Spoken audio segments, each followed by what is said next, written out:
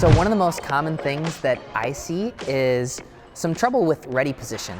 A lot of times I'll see players that are ready like this or like this, here. We want our ready position to accomplish one major thing. We want to be ready for the widest variety of shots. And that depends a little bit on the situation. But generally, a lot of times what I see is players have a ready position that's a little bit too low. And the nice part about pickleball is we have the net to protect us when that ball does come low. So if Sammy and I are dinking, and I try and whack a ball to his feet, right? That's not a threat. The net protects us.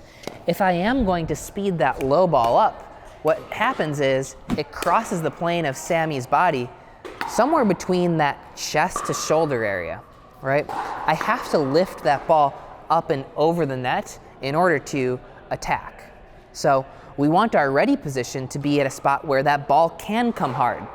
I know that Sammy can't hit that ball hard at my feet, but he can hit it hard towards my chest, right? So we want to protect the area that we have the least amount of time to react. Now, this makes sense, but a lot of times it's a little bit easier said than done. A lot of times we've had a habit for years where our paddle might be a little bit too far down. But I have a fun tool that can help you change that habit that you're in. So what we're going to do is we're going to dink, but I'm going to have an extra ball in my hand. Every time I hit a shot, I am going to pin this ball to my ready position here. It's not here, it's not here, it's kind of right in the center of this body, pointed towards that 11 o'clock time. If we think about this paddle as a clock, this is 9, this is 3, I'm kind of right in the middle pointing towards 11. So we're gonna dink, and every time I hit, I'm gonna pin that ball right to my ready position here. This gives me a visual cue, an audible cue, and something that I can feel to help me change my habits, right? So after we get pretty comfortable doing this, what we'll do is the same thing now, but with volleys. So we're gonna go at a pace where we can still recover back to that ready position.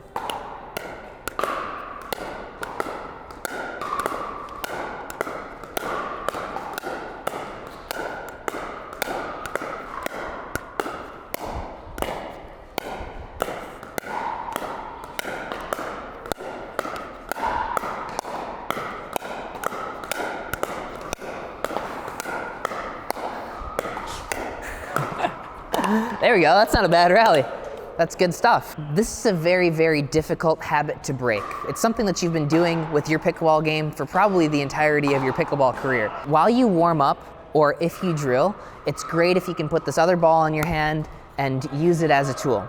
But in a real game, you can't do that. So when I was coming over from tennis, I started putting my hand on the paddle to get me into that good ready position, or near the throat of that paddle. 2 more quick tips on ready position that we won't go into in real depth. I want my arms just a slight bit in front of my body. We have another video kind of explaining why that is, but we want to be able to both punch and block. And with a nice relaxed arm, we can do both of those things. Also know that ready position depends on the situation a little bit, meaning if I am backed off of this kitchen line, right? If I'm at the kitchen line, my ready position might be nice and high.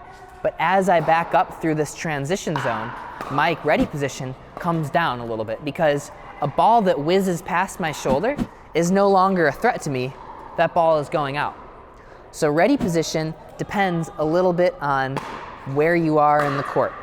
But generally, we want that paddle to be at a nice 11 o'clock spot. We want to have a little bit of space between the arms and the body, and we want that paddle to be up nice and high so that we can punch back when the ball is sped up at us.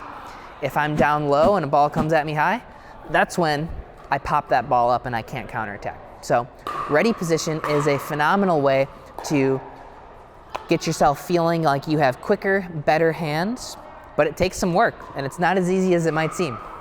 Make sure to check out the APP Academy if you'd like to learn from me in person, or ZaneNavratilPickleball.com to see my teaching schedule.